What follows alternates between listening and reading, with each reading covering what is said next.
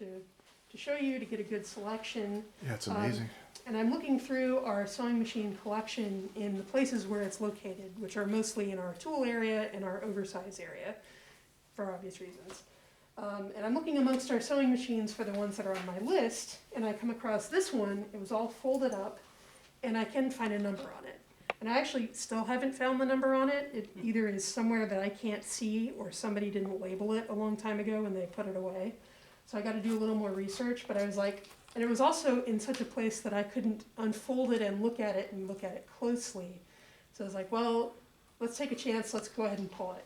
So we pulled it this morning, brought it over here, and when I unfolded it, not even 45 minutes ago, I look at it, and when you look closely on the bottom here, it's enameled with the name Nellie Colfax, South Bend, Indiana, around this mother of pearl circle. And then here on, I guess I don't know the technical terms as well, but she also has her name engraved on the plates here, Nellie Colfax, South Bend. That's a vibrating shuttle, and that style, when it goes sideways like that, is called a transverse vibrating shuttle. And that was a real early model. As a matter of fact, I did a giveaway on my channel, I think when we hit 8,000 subscribers or something like that, and I gave away an 1885 12K that was made in Britain, almost identical to that design, real close, with the fiddle base, but it didn't have any of the mother of pearl on it. So the Colfax name is a red flag for us, because Schuyler Colfax, famous local son, was 17th Vice President, 19th Vice President of the United States? 16th Vice President under Grant. And so his family is a huge local prominent family. And honestly, I was trying to find more information about this after discovering what it was, and I'm still trying to find it. Nellie was a cousin. Nellie was a cousin. Yeah. So, I mean, it really speaks to, you know, this is really just, I didn't even know that the Singer Company would do this kind of personalization in this lush way. So I'm going to, probably a good chunk of my day, maybe finding out more about this, and like, when did we get it? And like, who gave it to us?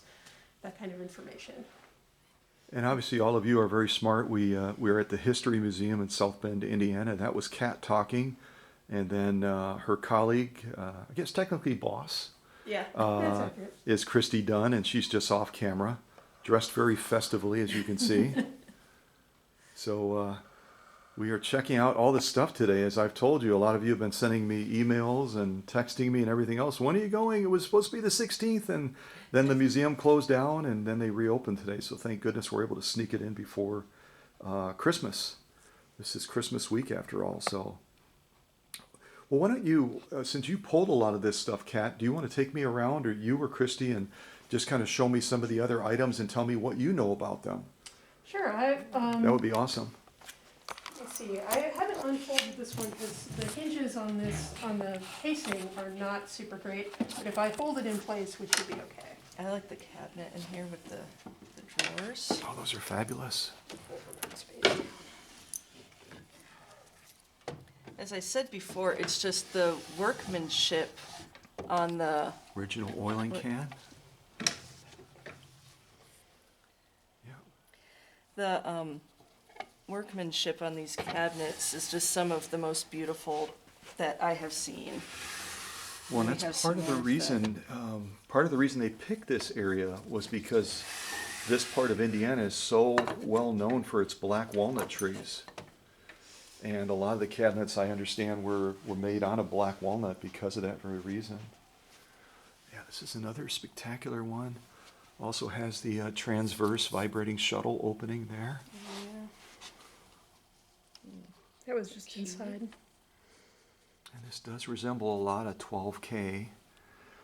And the one I had was 1885. This one may be even earlier than that. It's hard to tell. And it's got some of the mother of pearl accents on it as well. Just absolutely beautiful. And these also are a lot stronger than a lot of people give them credit for. This is set up like a treadle, but a lot of them were set up as hand cranks as well. And a lot of them were made over in the United Kingdom. and shipped over. Yeah, we also have a large number that were made in Canada as Yes. well and sent down, which admittedly, before I started working here, I knew nothing about sewing machines, nothing about Singer. And I've learned so much over the years just how international of a company they were. Growing up, I just thought they were a more local, just a sewing machine company. Yeah, small scale. Yeah, but they're Yeah. international, had, very skilled artisans working for them. As we can see with the inlay and everything, it really is more than just a piece manufactured. They are pieces of art. Absolutely, absolutely. Yeah, beautiful workmanship, beautiful workmanship. And I love the scope of the balance wheel. A lot of them are smaller, and the original ones from the mid 1800s like this had the oversized balance wheel, so it was real easy as you were doing sewing to maneuver it back and forth as you were closing off and locking off stitches and everything. So, but this cabinet is just fantastic, isn't it? It's been a long time ago, but there was a lady that lived out near New York that, when I was still in the Appleton area, shipped me a cabinet like this by freight to restore it, because all of she had a real decorative laminate covering on it, and all those layers had separated, so I had to go layer by layer by layer by layer by layer, and then eventually shipped it back to her, and was biting my nails the whole time until she said, "Yep, it arrived, it's safe." So. Oh, we get calls on a fairly regular basis asking about the sewing machines, but also about refurbishing them, either Oh, okay. fixing them or, cleaning up the cabinets or whatnot. And until now, we never had one person that we would recommend people go to, but I think if you're okay with it, I could probably send them your way. Yeah, of course. Yeah, if I can help, I certainly will. Because, yeah, people, a lot of people don't even use them anymore as sewing machines. They're ornamental pieces. Yeah. Absolutely. Yeah, I have one lady that lives down in Tennessee, and apparently her family was in politics, so they do a lot of entertaining. And they have a huge foyer, and she had me restore a machine for her, and she said, "I'm not going to sew with it. Doesn't have to sew." I said, "Well, I'm going to make it so it can sew anyway, just in case." And she has it set up right as people come into the entrance it's a figure piece right there. It's the first thing that everybody sees when they walk in. She's got flowers around it and everything like that. And so, yeah, she's not a sewer, doesn't even know how to sew, doesn't care to sew, but just loves the artistic beauty of the machine. So. Well, there was a cooking show on Netflix that I was watching called Chef's Table, I believe it was. And it takes place in Australia. Oh, neat. And I was watching it and I noticed, most of these shows, they have a panel or a table of judges that watches everything's happening. And the table was made of 4 Singer tables. Okay. You could see, the metal said Singer underneath, and I was like, wow, so this isn't even just, an American thing that we like to have our Singer sewing machine in our house. I'm like, it's everywhere. Well, and a lot of people will take not this type of furniture, but they'll take the ones that have the wrought iron bases, and they'll they'll add a nice, beautiful piece of finished wood on top. They'll drill a hole sometimes in there, and they'll add a lamp or some other thing like that, and use it as a. You've seen those, Kat? I've seen people make dining tables out of them. Yeah, absolutely. And so I've even had some realtors that have said, "Hey, could you set up a piece for me so I can put it in this house I'm trying to sell? It's a higher scale house." And so I've actually done that with some of the base works and added, a wood piece, and then they'll finish it off and veneer it however they want to veneer it. And yeah, these are fabulous pieces. Fabulous. Well, I am going to be right back down. I have to grab something Of course, from yeah. the office. Of course. It'll only be 5 minutes. Yeah, Kat, show me what else. I mean, you pulled all this, so you've got a lot of insight. And this is one of the older style This was foot with controllers. this, but I It's didn't not really get a chance electrified. to. Yeah, this does not look like this. Maybe it doesn't go with this. Yeah, that probably, because this is set up like a junction box. There would be a junction box, and then you would plug one in for the foot controller that would power the motor, and then the other Right. one would power the light. So I'm not sure. This may Can't have. even find manufacturer information on this thing. Yeah, I don't know. Is there a foot controller? Yeah, there's one similar Yeah, there's one. over on this 66 model. But so this one you just pulled out this morning, then, huh? The one on the far right? Yeah, that one had been up in its storage place since before I was hired here. And I'd never actually seen it fully deployed, and it just had its little covering over it, so it's just like, what is even in here? Sure. This and- is a Minnesota model. What do you know about this one? Honestly, not a whole lot. From the information that I often work with is our own sort of identification information, like record-wise, in terms of like who gave it to us, when did it come to us, who used it, that kind of thing. And keeping that information with the artifact and keeping the records up to date is, absolutely vital, because otherwise you lose all the provenance, all the history that makes it so special to us. Sure. And I'm looking at this, and I'm kind of actually wondering, I looked up, this is our personal number Oh, sure. in our system, and I looked this number up this morning, actually yesterday afternoon, and this number is associated with a completely different artifact. Okay. So Sure. I'm like, I've got to dig a little deeper to find out And it more looks like information there's about it. some Singer stuff intermingled in here as well, and then the original attachment box that has the Oh, various actually, attachments in it. Gotta love these. That's even a cute box. I've got a couple of those. Yeah, they're fabulous, and they're all metal tin. And here's the other. The different, I guess those are feet. Yep, those attach, and that would be the correct style, because you release this right here, and then they just slide They into just- place. They slide into place and lock in. So, yeah, I'm not an attachment expert. I have some folks that are really into the attachments, and I've got lots of them. I just don't use them very often. So, I have a box like this for my own hand-me-down sewing machine that my mom gave me, and she's like, "Of course, that's this foot and that foot," and I'm like, "All right, yeah, Mom that's knows. great. That's wonderful that you know that. You're gonna probably keep knowing that." I don't even know what this is. This is another kind of. Looks like a hem guide, probably. Oh yeah, you're probably right. Yeah. Yeah, that's get the lovely old-fashioned logo Oh, on that's there. awesome. See, the pride and workmanship again. It looks like.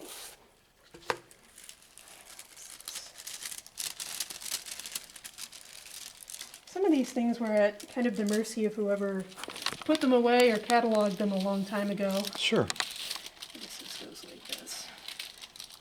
I'm actually not sure what this is. Maybe a pattern? It might be, and I think you'll have to flip it around that way. Yep, lay it and then lay it down that way. I think that'll be.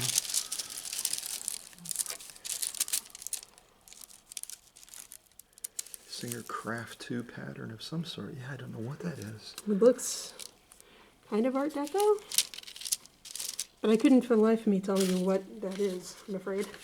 That's one of the challenges of working with a history collection, is that, as a local history museum, our scope covers every area of life, and having an expertise on every, Oh gosh, it's so much. No. It's too much to know. yeah, And this is one of the original long bobbins, barbell bobbin.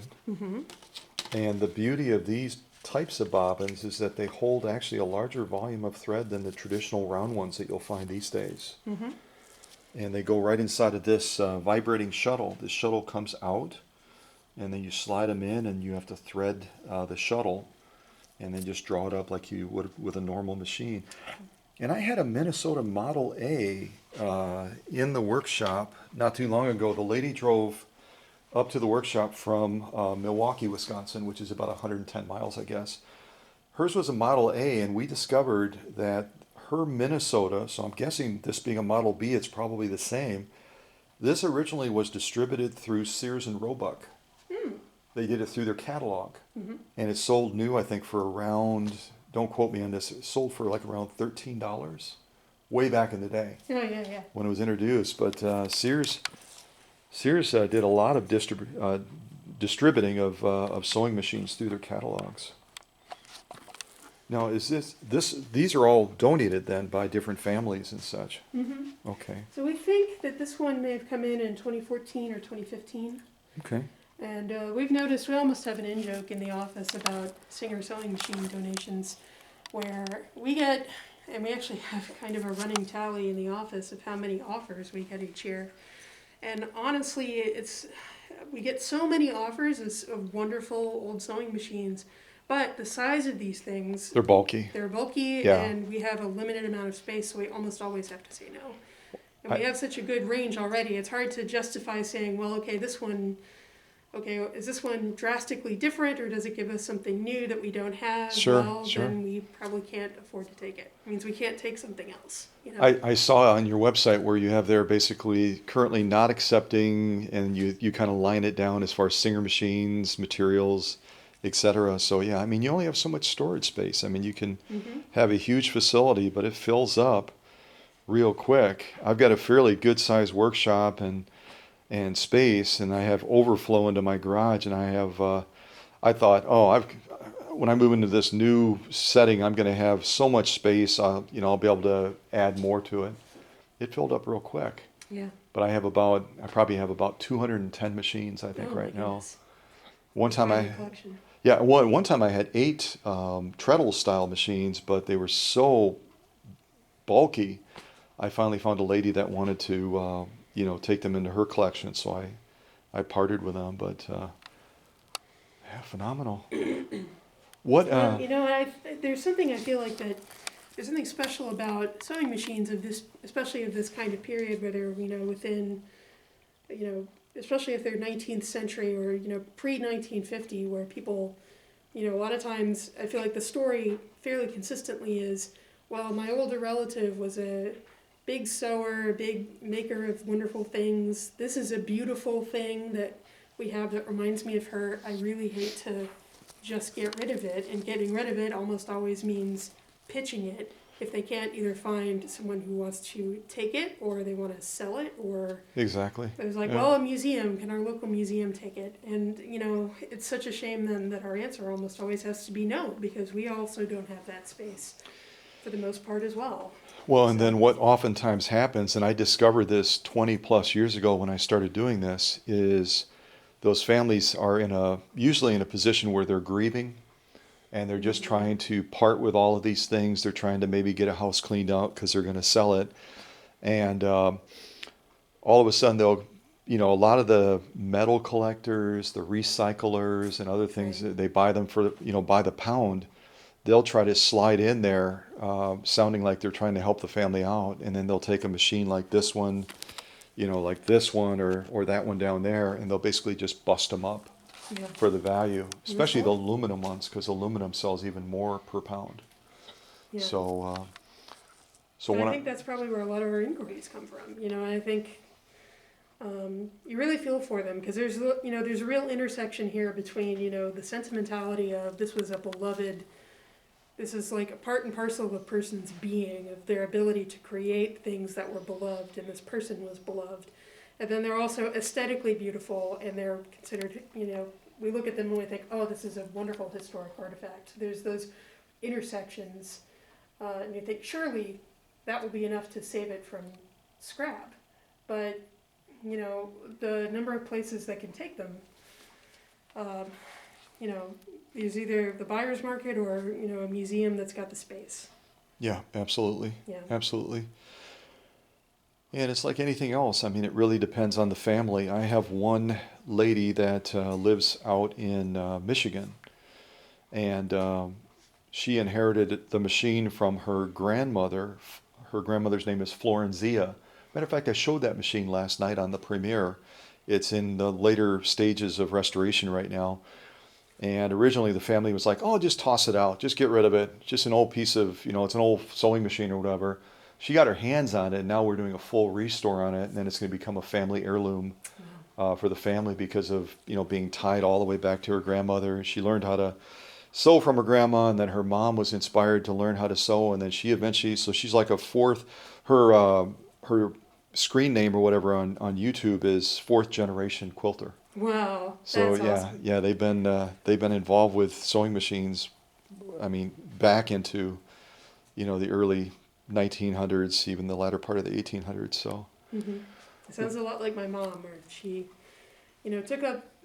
became a quilter in retirement, and has now also just become a huge sort of textile nerd. I think in a lot of ways, where she does a lot of hand quilting and then a lot of machine quilting as well. And she's Fabulous. looking back into remembering, quilts her grandmother made. And she actually, a couple years ago, finished a grandmother's flower garden quilt that she did entirely by hand. And I feel like it took her about 6 years to finally complete. Oh, wow. Yeah. And she was just sitting there, hand quilting it together night after night, sewing, piecing it, and then Labor of quilting love. it. Yeah, it just took... I got so used to her just constantly working on it that when I came home one time and found that it was an actual blanket, I was like, oh my God. What do we do now? What do we do with our time? What are you doing now?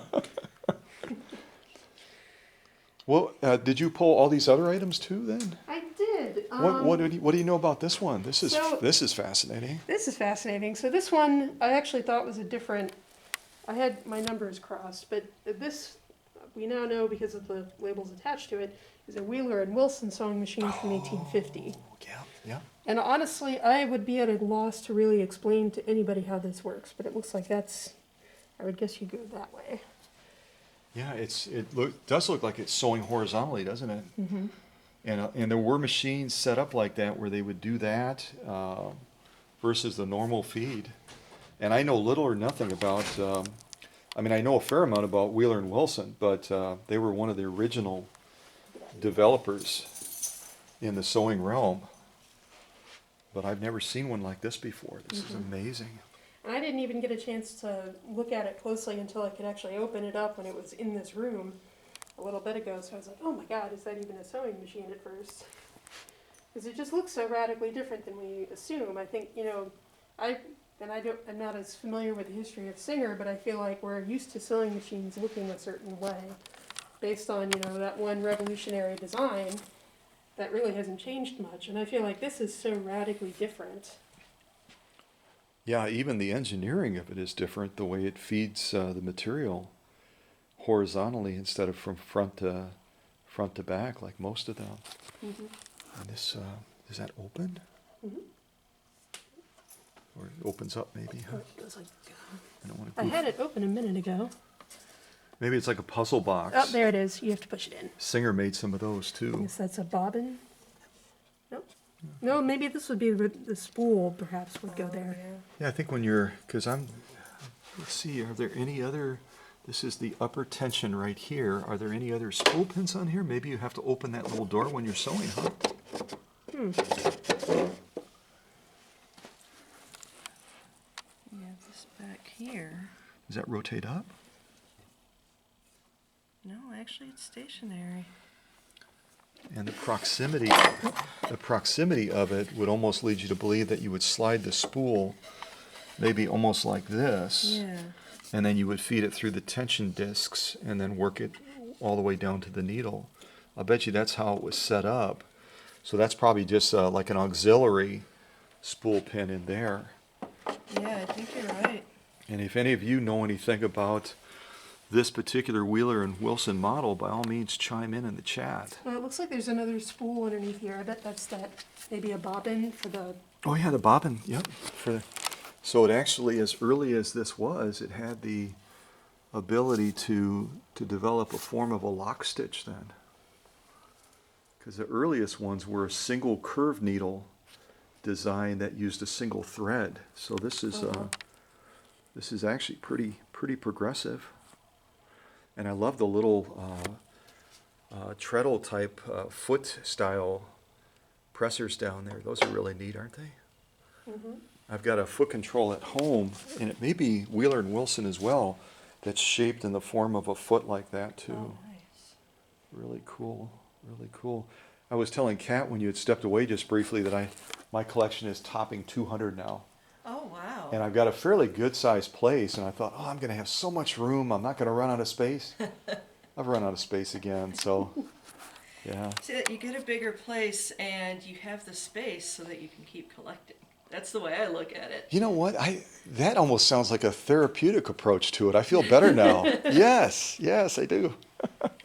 Well, and you had mentioned people in the chat, if they have any more information. I actually want to say that there's so much that we can learn from the machines and about the machines that we're always looking for people who have more information. So if anyone, does chime in or have anything, we're open for people getting a hold of us and contacting us and being like, oh, well, actually, this is how you use that, or, where this item was, half made or something. And yeah, I want to invite anyone to just get a hold of us. Yeah, definitely. Well, I say it all the time, and when I present things on my channel, I say, sometimes I'm a teacher, I'm always a student. Yeah. And because I'll get some people that initially, if they get me on the phone or something like that, they treat me like I'm a savant or something like that. I can't believe I'm actually talking to you. Is that really you? Say something, laugh, or do. And I say all the time, I don't have all the answers, but with our collaboration through these presentations and that, we get a lot of people that will pop in. I've had people pop in we had somebody last night on the chat that was over in France.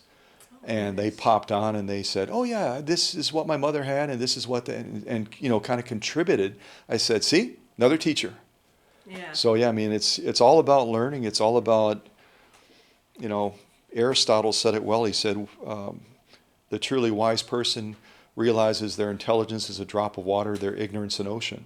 Yeah. I've got a big ocean. There's so much I don't know, and I've been doing this for over 2 decades, and have touched a lot of machines, restored a lot of machines, met a lot of machine people, even met some people that used to work for Singer back in the day, and interviewed a guy that worked with Singer. And I'm still like, I didn't know that. So yeah, this machine someone may chime in and say, oh yeah, this is, and give us more details on it. But it's fabulous, isn't it? Mm-hmm. Well, Absolutely fabulous. I've worked here at the museum for 10 years, and I've worked in the field for about 16 years. And I've learned a lot. There are a lot of things, if people have research questions, I can talk for a very long time about some topics, but there's always more to learn. Sure. And I learn more through the questions people ask than anything else, because if they ask a question and I don't know the answer, then I'm like, oh, I need to look this up, and I know a direction to go into. So I don't know, I think I learn more working here than I teach almost. Well, and that's the beginning of wisdom, when you realize that you're learning and that you've got so much more to learn. So I think that's a good thing. A lot of people I do notice other people that work in the space that I do with vintage machines, and they feel like they always have to, Johnny in the spot, I've got to have an answer. And I'm like, don't worry about it.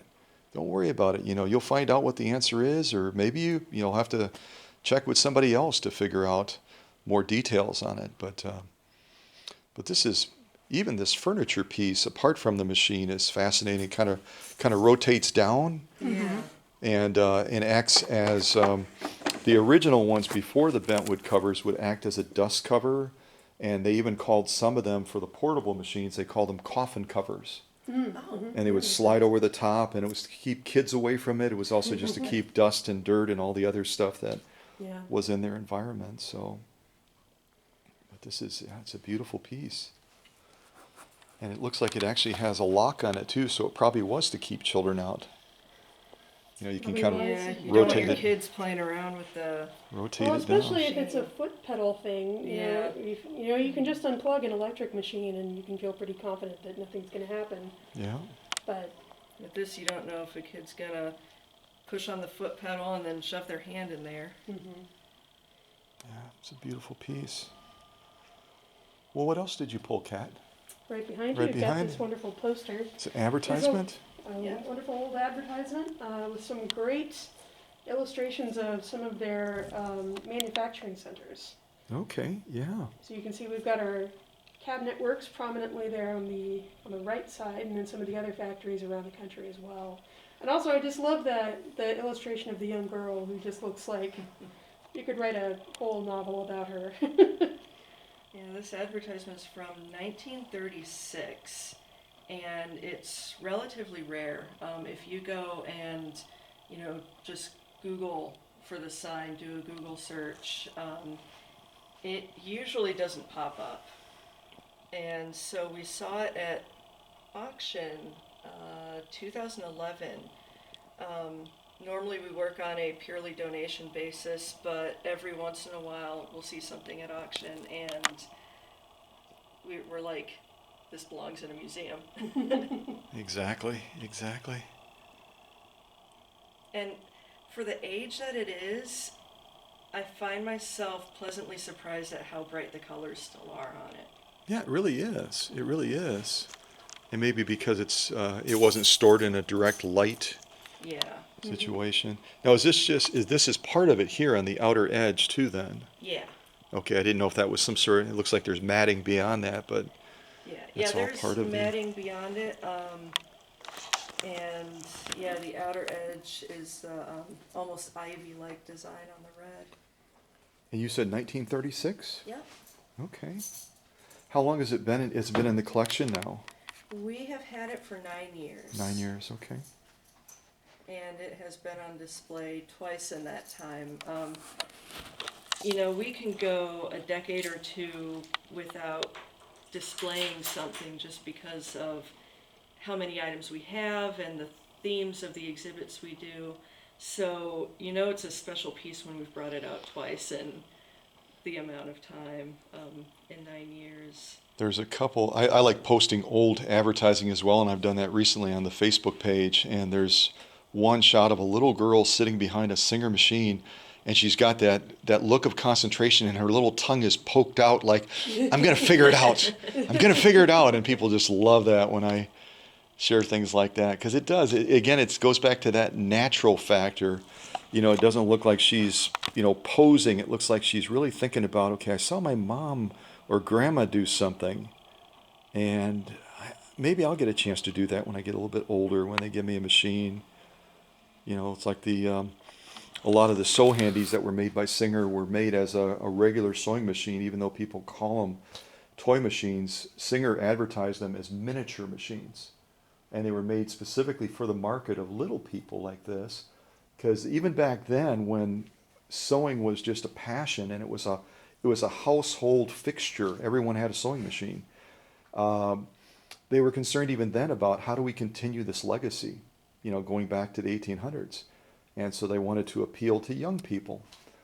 And I can look at the analytics on my channel, and I've got a following of younger people from 14 to 18 that are, maybe sitting with grandma or whatever and watching. But it's like anything. If you don't keep that passion, if you don't keep that light on, it eventually fades and goes away. So Yeah, I think, with companies like Etsy right now, I think sewing is something that's becoming popular again. There are definitely a lot more younger people who are learning to make their own clothes, learning to make things as gifts for other people. Sewing, crocheting, embroidery. Our archivist is actually learning how to embroider by hand now. Oh, wow. And she made us all Christmas ornaments. Did she for really? Christmas. Oh, that's awesome. And Kat actually crocheted I gloves. learned for to me. crochet. I knitted those actually. Knitted. And so those, along with sewing, I think they're just becoming popular again because people, they want to design and make something. I think right now people are grabbing for the opportunity to come up with an idea and see it through to fruition and make it happen. Sure. Mhm. Yeah. And I'm definitely seeing that. I get a lot of requests from teenagers asking about various things that we have, whether it's art, sewing, whatnot. And I don't know, I just think there's that emphasis to start making things on your own again. And maybe part of it has been the pandemic. I You know, a lot of definitely- people have been homebound and they don't have the recreational things, they don't have that outlet. And so it's just like, I think assembling puzzles has gone up like a Yeah, ridiculous yeah. amount, like 140% or something like that. I heard the Well, you number. know, if you feel sort of powerless or at the mercy of fate or laws or Yeah. other people's decisions, you know, Sure. to decide to make something is to take a little bit of that power and put it to use for Yeah. yourself. Well said. Yeah, absolutely. It gives you a sense of completeness. It gives you, it's weird you would say that. I found an article, I get like a news feed, and I found an article talking about the therapeutic nature of sewing. What it does, it lowers your blood pressure. It does a lot of those different things physiologically. So yeah, I mean, when you have all the stressors of a pandemic and everything, people gravitate back to something that allows them to, okay, I got this little part of the world. I got control over this little Yeah. part of the world, and I can manage that. Mm-hmm. So yeah, but It's like Bob Ross. He's like, you can make it whatever you want it to be. We want to put a happy little tree right there. We can put a happy little tree wherever you want. It's your vision. It's your creation. I love Bob Ross. Yeah, right? He's been gone how long now? When did he pass Oh away? gosh, I want to say like 20 years? Maybe it was longer than that. I think maybe closer to 10. Maybe 10, okay. Yeah, but I'm not entirely sure. Kristen, you like Bob Ross. I love Bob Ross. Do you know when he passed away? I'm Googling it. See, that's what we do here. We We have a find question and the we answer. Google it. The power of Google. Absolutely. Absolutely. He passed away in 1995. Oh, I was Okay, wrong. all right. Oh my gosh, that has been a long time ago. Yeah, I didn't think it was that long. I just saw him recently. I have a dog that, you know, gets anxious sometimes if I'm in the workshop and I don't pay attention to him. He's pretty young still. And everybody that follows me knows about Hank. And so I will turn on PBS upstairs for him. And he'll have the Bob Ross program. He'll have cooking channel. He's probably the best cook that a dog ever was. And he'll watch that. I'll come upstairs and, you know, I'll have no idea what's programmed at that point. But I'll pop upstairs. Oh, you're watching the cooking program. Oh, yeah, I love that Italian guy. I love it. And he'll just look at me like, you are a nut job. What are you talking about? But Where's my treat? but I'm hoping also with some of my work that I do here and capture it, I've got contacts. Historically, I've done a lot of supporting of PBS. Nice. And I've done a lot of work with PBS. I was, when I had other companies, I made donations, and then they invited me to come to Madison, Wisconsin, and I was interviewed and kind of talked about my work and the donations I was making, all that. I would love to share some of this with them too and see if they wouldn't be willing to maybe repost it. Because they have an audience, even in Wisconsin, they have an audience of over 2 million. So that would be a neat way to, you know, have more people learn about your work down here, because museums are sometimes overlooked. You know, when I was doing different searches, there's a real neat guy down in Tulsa, Oklahoma that I'm hoping to eventually go visit.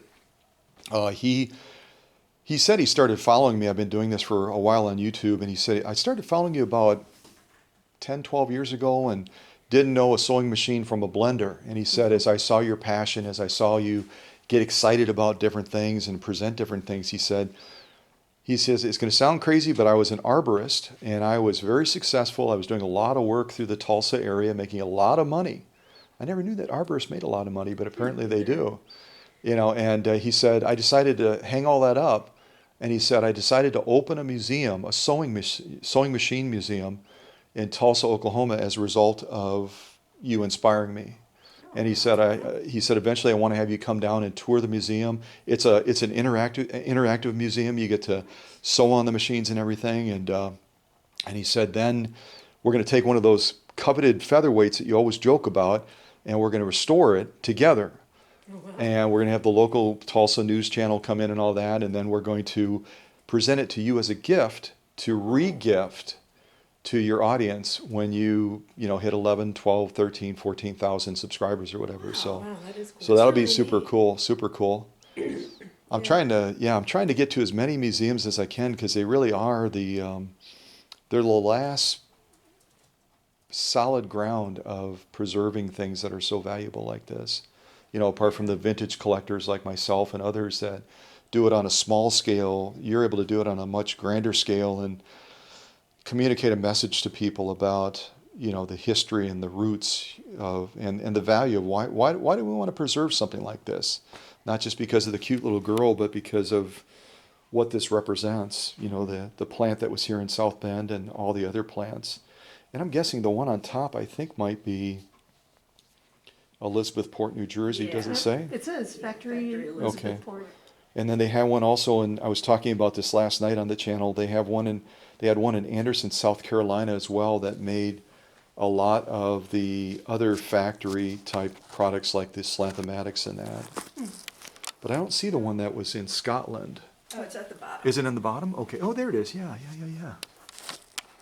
The Scotland No, one. and a lot of people, they think that museums are just stuff, you know, and I think there's this idea, in part because of Hollywood, that museums just have stuff and they're, you know, kind of uppity and inaccessible. Mhm. But in reality, that stuff, we go from beginning to end, so it's researching when it was manufactured, why is it important to people, you know, basically the question, why this, you know, and bring it into the collection and then figure out how to educate people through things and do the exhibits. Right now museums are definitely struggling with the pandemic. About 30% of museums in the United States have closed. Permanently And or just temporarily? a lot of them permanently. Okay. And permanently sort of loose, like right now, they don't see reopening, but maybe they can in 5 years or so. But it's difficult and it's kind of scary to watch because, you know, we operate because of the community and for the community. Yeah. And There's an interdependency. yeah, Yeah. exactly. And it's just like anything, if you believe in it, then you step forward as a patron, as a consumer, and you find ways to support it. Yeah. Whether it's raising awareness or whether it's making financial donations or whatever it is, you have to get behind it. That's the whole thing that got me excited about PBS is I started watching and I watched all the different programs they had and I thought, how do they do this for free? And then I got involved with making some donations to them and going down there and meeting a number of their prominent, you know, promoters in that. And they were like, we can't do this for free. I mean, this is, even if we're a nonprofit, even if it says .org, kind of like your organization, guess what? We've got a budget, we've got expenses, we've got costs.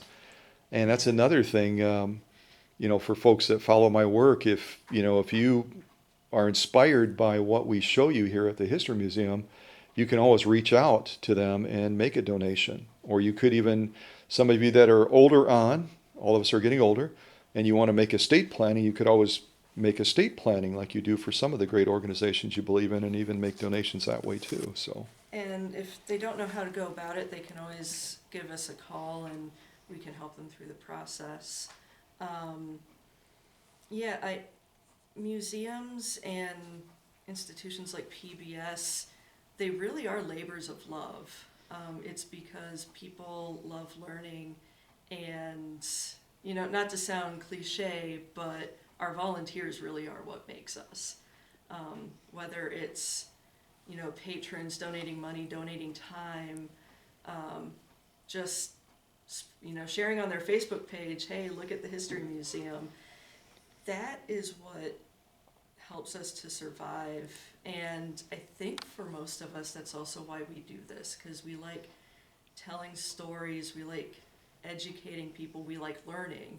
I mean, how many fields can you go into where you get paid to look things up and learn things? And, you know, like sewing machines, I know there are a lot of people who are just like, oh, sewing machines, why are you interested in that? But, you know, the wood that makes the cabinets has a history and affects the town that that's produced in. The machines, the metal, that has a history, and there's a history of the town that's produced in. It's there's so much just included in one piece, and that's why we're here. And Well, exactly. And when I went by your plant yesterday when I arrived in town, I kind of got out of the car and I walked as far as I could walk because part of it is blocked off. But I stood there and I said to myself, almost like I was recording in my head, imagine all the voices, imagine the laughter, imagine the families that maybe had an opportunity to come to this location and see what Dad or Grandpa was doing. That's the richness of history. That's the thing that should inspire anyone that has any family ties whatsoever or community ties to say this is worth protecting and preserving because this is all part of that is what we are now. It all it's all a building block.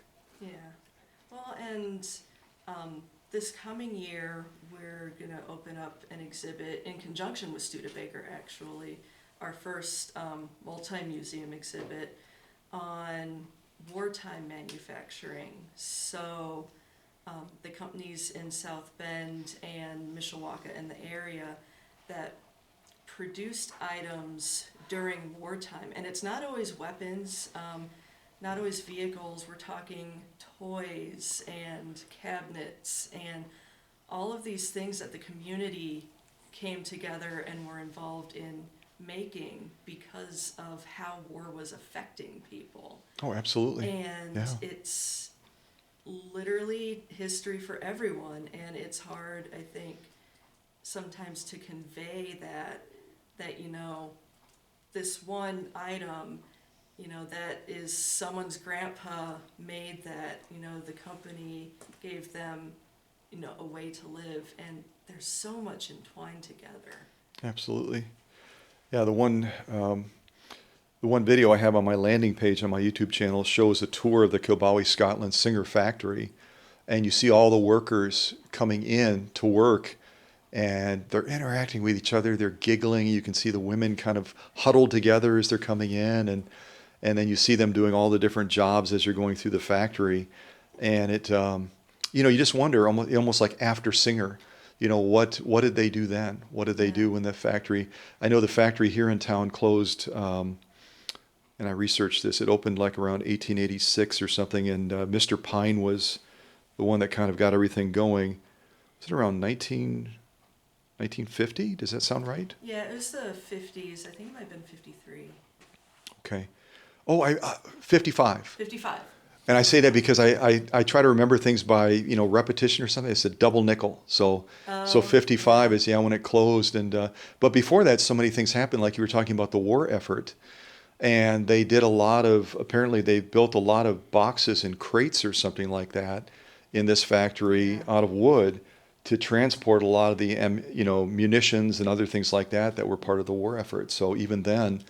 And that's not something people usually think about as far as being part of the war effort, but they needed some way to ship everything. Yeah, absolutely. Absolutely. Very, very cool. Very cool. Well, we still have some items over here. What did you pull, Kat? What else did you pull? Well, a couple things. For one thing, we have something that I think must have been produced locally for workers here. We have a ruler, as you can see, says Singer Family Day. And so I think this must have been made for workers at the local factory. Exactly. The family came and they gave it like as a gift. Mm-hmm. So and again, that's another area where I wish I had more personal knowledge about. I'm sure we have more information in our records, but I just don't have it off the top of my head at the moment. I'm just kind of move along. This little sewing machine here is hand operated, I believe. Yep, hand crank. And I'm actually not sure who the manufacturer is. I was looking through, the only number we have on here is this number here. Okay. And we have a couple of, in that, basically it comes down to how our record keeping is done and who cataloged it. This could be a Howe sewing machine, or it could just be or it could be a different machine. Yeah, we think it's Howe based on the way the records are, and that would put it at, I believe, 1850 was the date. It was circa 1850. So, and that's the name associated in our record, but, you know, we try and confirm things by the marking on the machine, and haven't found one on this one. I just love the little claw feet on it. It's kind of like a chihuahua if it was a sewing machine. Yeah. Nobody's ever said those words together. Chihuahua and sewing machine? Sewing Maybe like machine. if a chihuahua was a sewing machine. Well, you heard it here then for the first time. Well, and this window right here, stained glass window, or faux stained glass window, these were produced in mid-century, mid-1900s, and they were produced predominantly in this area, and not many of them were made. We were lucky enough to see this at auction as well. And this was at the same time that we were able to purchase the advertisement. And, you know, it was basically an item that was sold. It was early on, like early decals. Now everyone's familiar with window decals and everything. Sure. This was made of early colored decals and actually sold as a Singer product, you know, kind of like having a ruler, or nowadays there's a brand and you want a t-shirt with the brand name. It was along that line of, yeah, just a product. It's actually one of my favorite Singer things. I think I told you earlier that I love the machines, but the advertisements Sure. and everything, those are my favorite, just because I like seeing the artwork.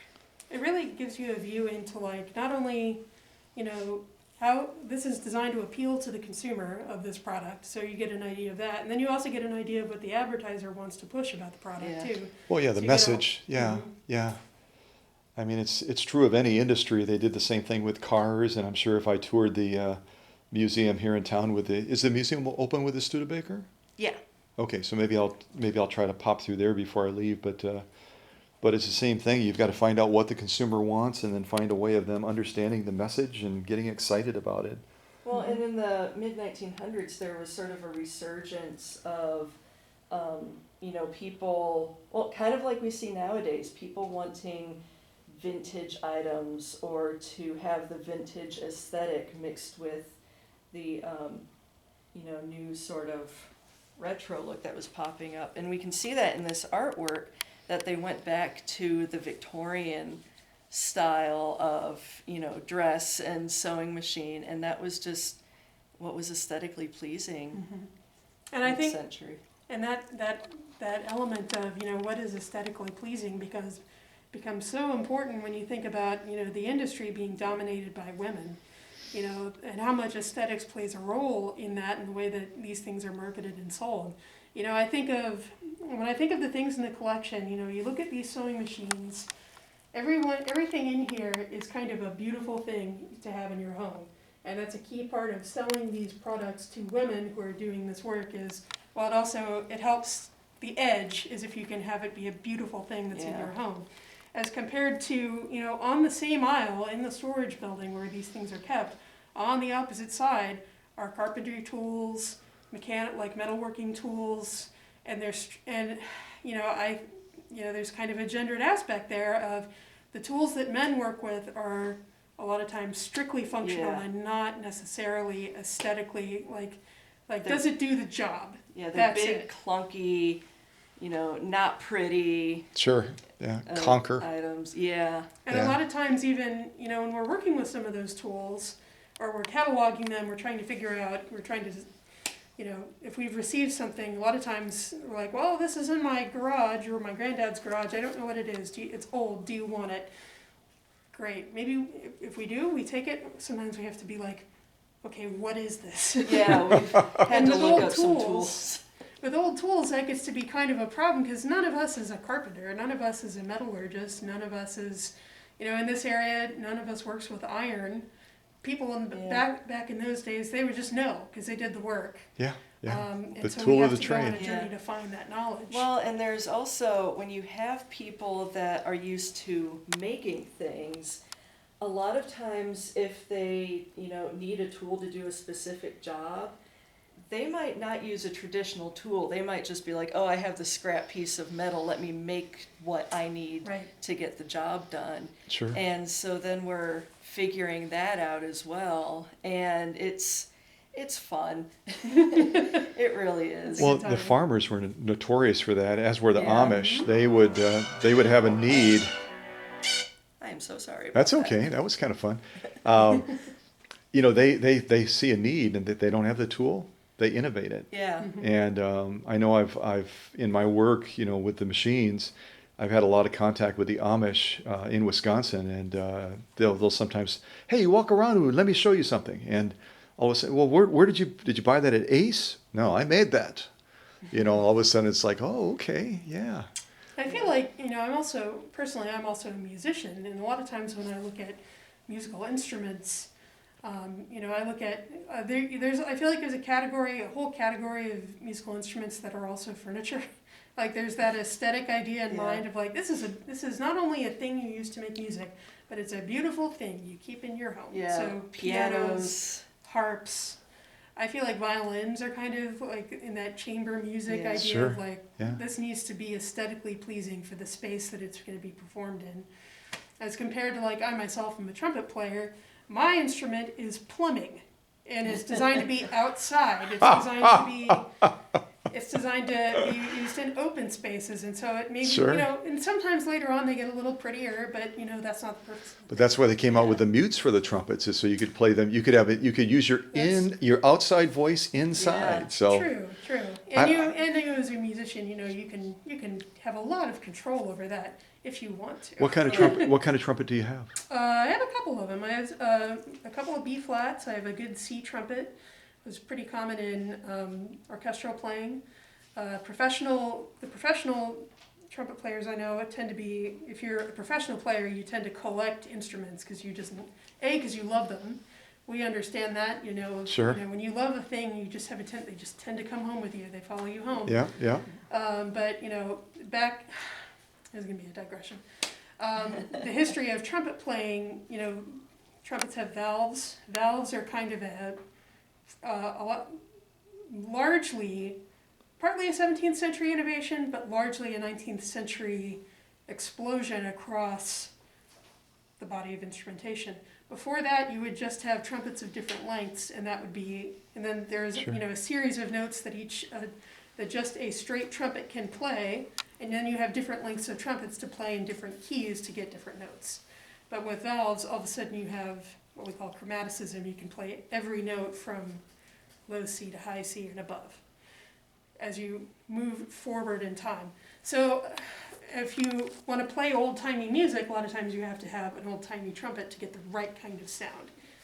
And I think, anybody who uses these kind of sewing machines, you're like, well, we love the historical details of like, what is this thing designed to do in its time, and how is that different from the way what the needs of then affected the design of the thing then, and how is that different from the needs of now? That's really That's a what really it good comes point, down yeah. to.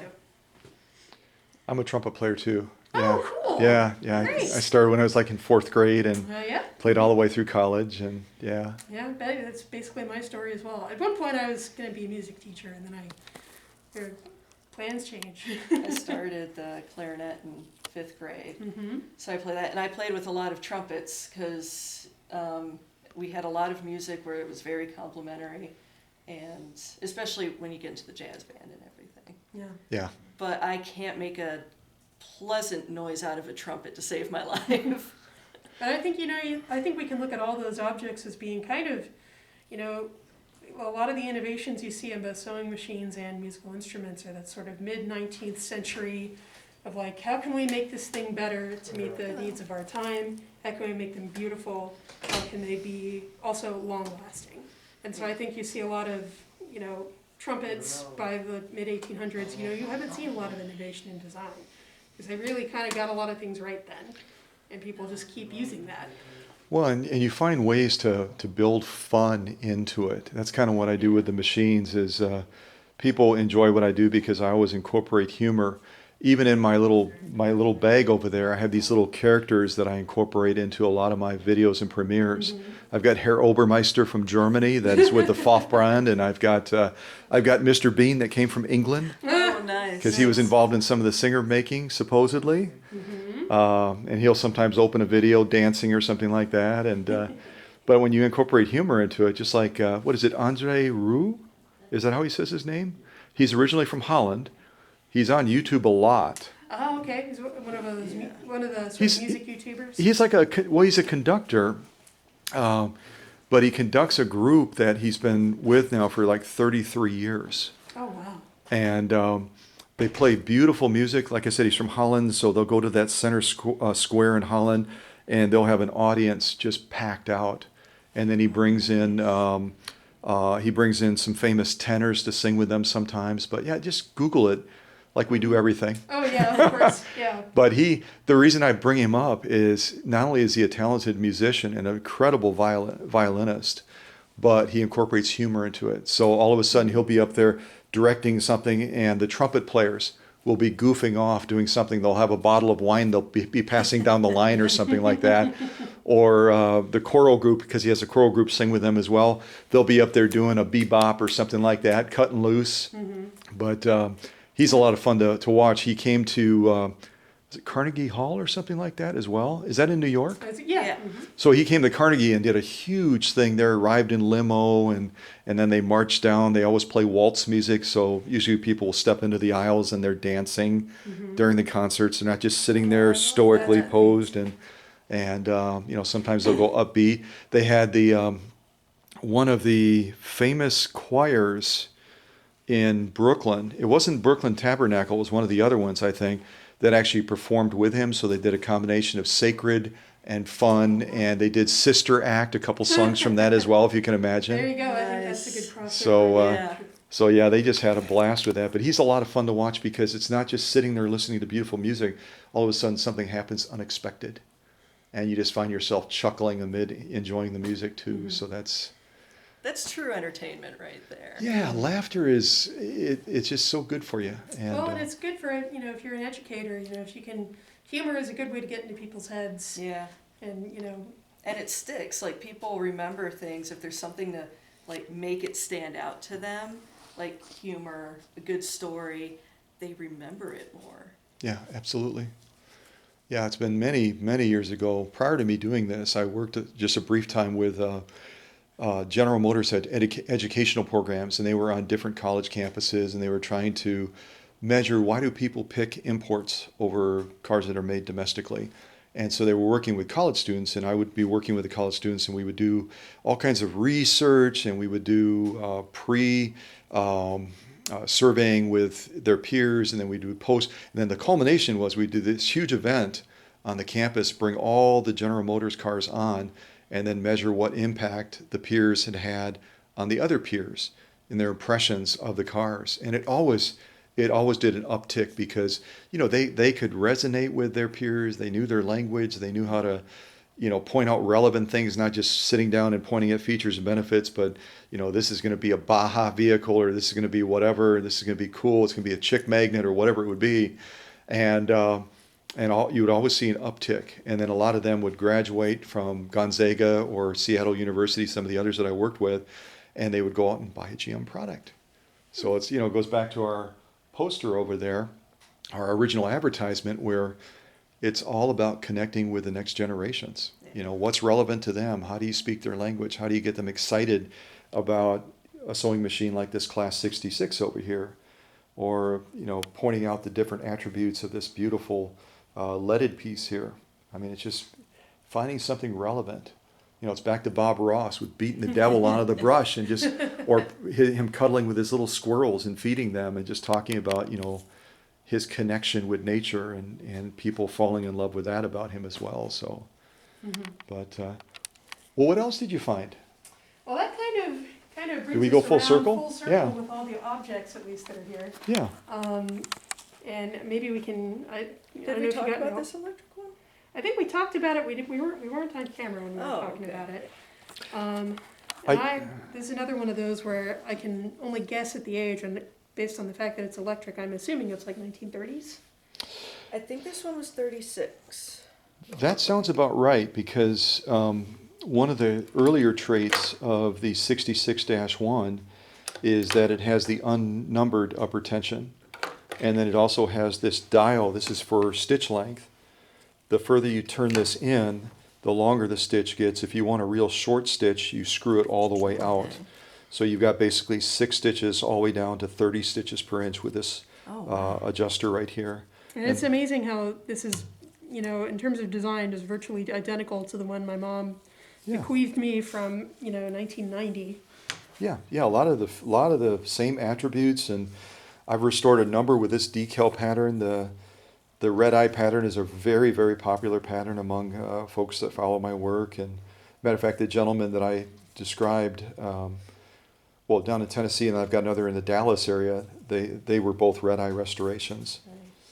Yeah, these are a lot easier to restore now than they were when they were put on originally, because they used a heat process and then used lacquering and a clear coat over it. Okay. Now we just use a water slide approach, almost like the decals on cars. Okay. So you've got to create the right surface for it to receive them, and then it's a matter of soaking them and then having a slippery base, because once they set, oh my gosh! When I first started this, it was like I got one and it just, you know, because you're nudging them with a little paintbrush. Yeah. You're nudging them with a little paintbrush, and you get it just perfect, and you go, I just want to make one more small And then you mess it up. Oh my gosh, and it's totally out of alignment, and then it starts to set because there's a glue base on the back of them, and it's like, oh my gosh. But yeah, a very progressive machine, and it's got a drop-in bobbin. This is a little release right here to pop the bobbin up. So they were not only thinking about design, but also Singer was real driven by convenience. And again, like you said, because their demographic market were ladies, and ladies were already laboring very hard in the household. Make it as easy as possible. Mm-hmm. And sort of that Apple approach, you know, we're very familiar with even now. exactly. Yeah, really. Yeah, make it simple, make it convenient, take the stress out of it, and people will fall in love with it, and then you'll gain their loyalty, which is what Singer did very, very well at. And Isaac was a family man. Sometimes I get mixed feedback from people when I tell a little bit more about his history, because he had kind of like a lot of famous people. They have a public side that's very popular and very beloved, and then they have a little bit of a more controversial, darker side. And Singer was quoted one time, not knowing that he was being quoted, saying, one of my greatest achievements was coming up with a sewing machine, because then my wives, he had more than one wife, my wives would speak less and would sew more. Now that wasn't taken very well, understandably, but again, there were a lot of chauvinists back in that day that women did not have equality in many ways, and they were sometimes not treated with the honor and respect that they deserve. So yeah, he had wished that they hadn't quoted him that day, I think. So Yeah, say at least. but yeah, this is a great class 66, and again, a 66-1. One of the machines that Singer made that was exclusively designed to be only a treadle machine. There was no plan to add electric to it. There was no plan to add a hand crank to it. And but people innovate, people develop. Yeah. I have a lot of folks that own sailboats, and their electric facilities on those boats sometimes is limited, so they oftentimes will embrace a 66. It's a workhorse machine. It's not ridiculously heavy. It can go in a case like this, and you can add a hand crank to it, and that way you can be off the grid. Same thing out in California. Have you heard of the brownouts out there? Yeah, I grew up in Texas, so we had some of those issues. Same as well. things. Yeah, they take things off the grid for a period of time, and then you're with no electricity for 4, 6, 8 hours or whatever it is, and it's great to be able to still do what you need to do. So. It's so strange. We live in a world now where losing electricity for, a quarter of a day is difficult, because everything is electronic now, and being able to go back and have options that don't require electricity, I think people are starting to go back to that a little bit. Yeah, especially in a world that sometimes grows very uncertain, Yeah. and we have all these things going on, and there's, okay, can we count on this? And do you have enough toilet paper? The important questions in life. And so, yeah, people like to be I think people, they yearn to be self-sufficient. I just showed the Christmas light display in Oconto, which is, for a tiny little town, is just mind-blowing. I've got it up on my channel, and I was talking about the fact that, you're out in a cold environment like this, and you just, because one of the displays was showing like a lighted up fireplace, and I said, boy, doesn't that look good? The idea of being near that hearth of warmth, and Yeah. and a lot of the things that the family would, before radio and TV and all the other things came on the scene, they would gather around that fireplace. They would gather in the living room, and that was their family time. That was their time to connect. Yeah. Along with being around the table as well. So yeah, I think people, especially in uncertain times, like you were saying before, I think people want to go back to something that makes them feel safe, something that makes them feel secure. And I think a lot of those memories come from the stories we hear about the lifestyle of our great-grandparents, our grandparents, and others that lived back through crazy difficult times. Like a lot of these sewing machine manufacturers, even the one local here had that struggle when the Great Depression set in, and they had to downsize, and they went from a workforce of 3,000 all the way down to 500 here Yeah. locally, Yeah. because but they survived. They survived, and they got stronger because of it. So that's really cool. Now, I Yeah. have to say, earlier we were talking about being a teacher, but also being a student, and I've learned a lot about sewing machines this morning. Oh, So, thank you. yeah, It's been absolutely. really nice to chat about things. And we have, Yeah, some still have- archival stuff over here too. I don't know if Kristen might have a better, be able to talk a little bit about the archival Did you want to stuff. share anything about this stuff? There's not too much to go over. A lot of it is. And I promise, if you're nervous around the camera, I'll keep the camera pointing at the stuff. I won't point it at you unless you say, "Oh, that's okay." We do have some older catalogs here, instruction manuals. This one is actually, it seems to be in German. Oh yeah, Deutsch Aktiv. And it looks like this one as well. I mean, we did have a lot of Eastern European immigrants come to the area over the years. Singer and Oliver and Studebaker did a lot of Okay. kind of scouting overseas for employees. This is just kind of news clippings and Oh, Isaac. general kind of things about the Singer company Sure. and the family. Yeah, Isaac Singer. We have lots of photographs here. Are these of the local plant? Yes. Oh, awesome. Everything would have been the South Bend plant, so this is an aerial shot here. And I forget how many acres it was originally. It was a huge, It was a very Plot of land. large complex. something like 50 acres or something huge like that, I believe. I believe that this is a negative.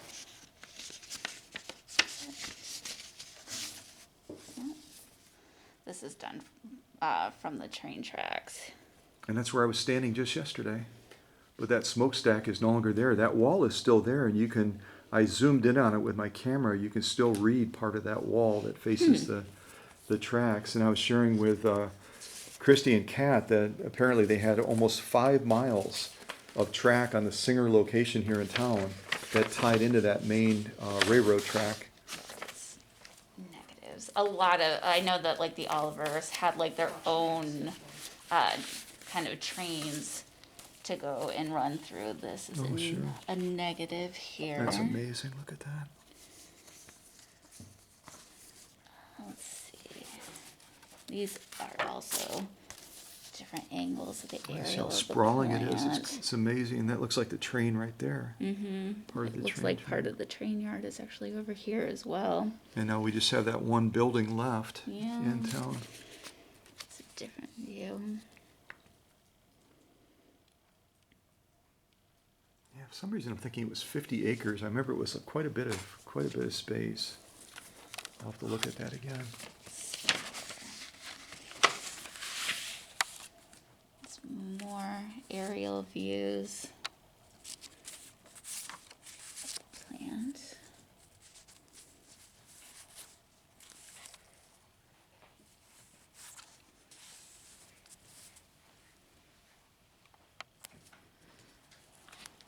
you just think about the size of the facility, it's just mind-blowing, isn't it? Oh, yes, definitely. This is an employees from about the 1870s.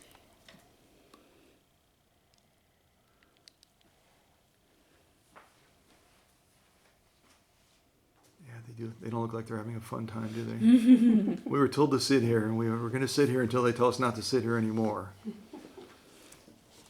That's awesome. This is 1892 employees. Actually has names listed for them. This was probably at a company function. I found a lot of photos that are like this. They're usually at like picnics or company gatherings. Okay. Yeah, it looks like they're in a wooded place, doesn't it? Of course, with all the black walnut trees around here, they probably were surrounded by woods when they first developed this location. This is more employees from 1892. Oh, that's the same photo. And this is from the 1870s, and it should be all their foremans. That also includes some names. Very fancy hats. Yeah, I'll say, the bigger the top hat, the bigger the event, so that had to be a big hullabaloo there. Such a grand time, such a grand time. I know we have one or two photos actually of females that worked in there, and I discovered for a lot of like the things like the sewing machines, they were required to do a lot of the small mechanics of things because their hands were so small. They felt like they could do more delicate machinery kind of work, which I always found interesting, since at that time you would think a lot of that would be done exclusively by men because manufacturing is such a masculine thing. But they were like, no, your hands are made to do these small things, this detailed work. So I thought that it was really interesting that Singer had a lot of female employees. Well, and the psychological, I think Kat was talking about the psychological impact too of knowing who your ultimate buying audience is. I think showing those ladies, because I know when they showed the Scotland tour of the factory, a lot of the workers doing those jobs, some wrapping wire around motors and stuff, so it was more manual, were ladies. And I think it was also maybe just to send the message, you know, we're ladies are building this for ladies, maybe sort of a philosophy. So, but it was a compelling thing for sure. Let's see here. We have, my glasses are slipping off. This is Home Decoration Guide Dressmakers. I know that Singer did a lot of things like, oh, this is the different things that you can make with your Singer sewing machine. Oh, sure. Yeah, yeah.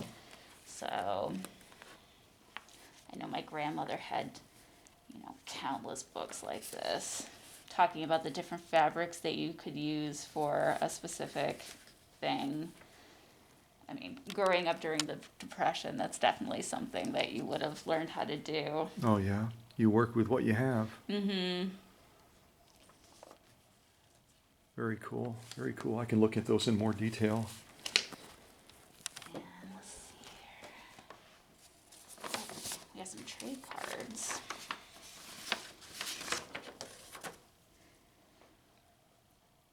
Appears to be Romania, Manila.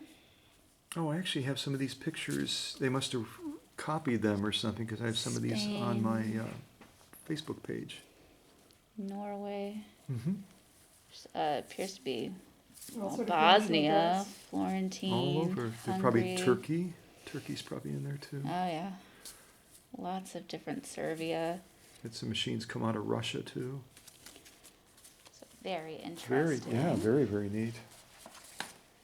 Looks like, let's see, annual assembly of employees ticket. Oh, an excursion to Diamond Lake. So. Oh, 1876. Very cool.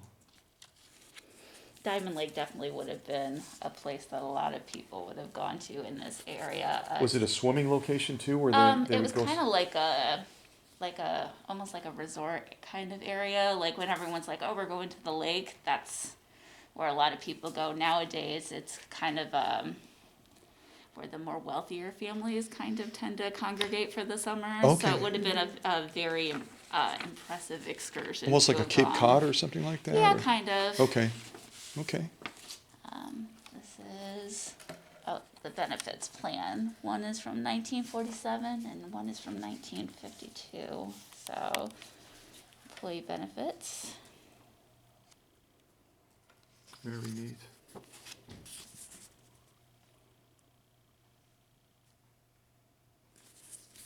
And then this one.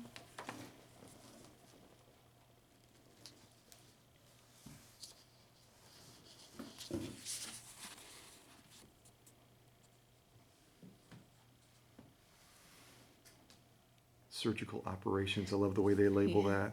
I mean, I wish that operations cost this much money. Oh my gosh, yeah, that would be awesome. I wish they were just in a list of how much it costs. Oh yeah. Yeah. Yeah, I think a lot of them write their prices in pencil so they can change it, so. This is, it seems to have been pulled from a magazine. The 25-year club. It must have been employees that have been there for that long, Oh, neat. I would imagine. See, that employee appreciation was even a thing back then, look at that.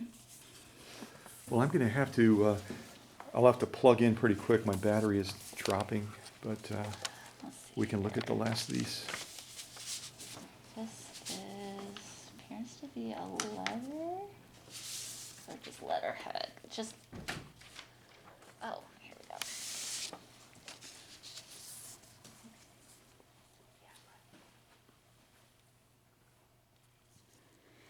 And this is, oh, it's talking about the 100th anniversary of the company. Oh yeah, 1951.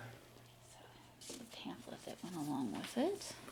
I have a couple of restorations that are gonna be centennial.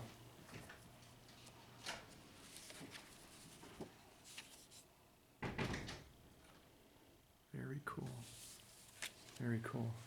I think a lot of these are now just catalogs. Copy of agreement for hiring from Singer. It's actually Almost like a contract then. from 1881. The right to purchase.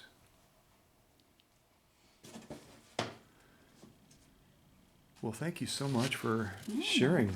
problem. Those are amazing. After this, it goes into catalogs and their newsletter that they did.